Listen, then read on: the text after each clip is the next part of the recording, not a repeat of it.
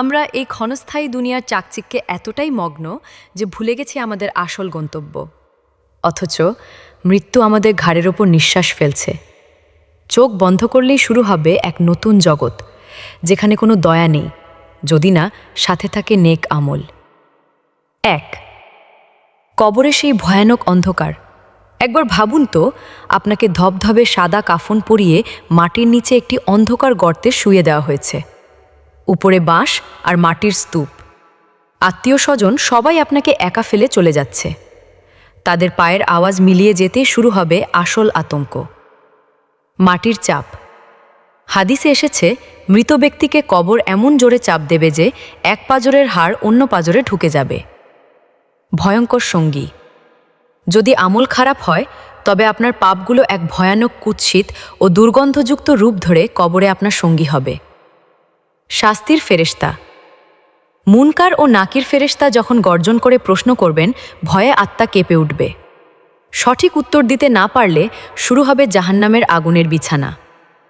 2, হাসরের মাঠ। পালানোর কোনো পথ নেই। হাসরের দিনটি হবে 50,000 বছরের সমান দীর্ঘ। সূর্য মাথার মাত্র 1 মাইল উপরে থাকবে। ঘামের নদী। মানুষ নিজের পাপ অনুযায়ী ঘামে ডুবতে থাকবে। কেউ হাঁটু সমান, কেউ কোমর সমান, আবার কেউ নিজের ঘামেই হাবুডুবু খাবে। আপনজন কেউ নেই। সেই দিন মা সন্তানকে চিনবে না, সন্তান বাবাকে চিনবে না। সবাই শুধু ইয়া নফসি ইয়া নফসি বলে চিৎকার করবে। হিসাবের খাতা। যেদিন আপনার গোপন সব পাপ সবার সামনে উন্মুক্ত করে দেওয়া হবে, লজ্জায় ও অপমানে আপনার চেহারা কালো হয়ে যাবে। পালানোর কোনো জায়গা থাকবে না। 3, জাহান্নাম। কল্পনার অতীত শাস্তি জাহান্নামের বর্ণনা শুনলে বুকের রক্ত হিম হয়ে যায়। দুনিয়ার আগুনের চেয়ে জাহান্নামের আগুন 70 গুণ বেশি শক্তিশালী। পোড়া চামড়া।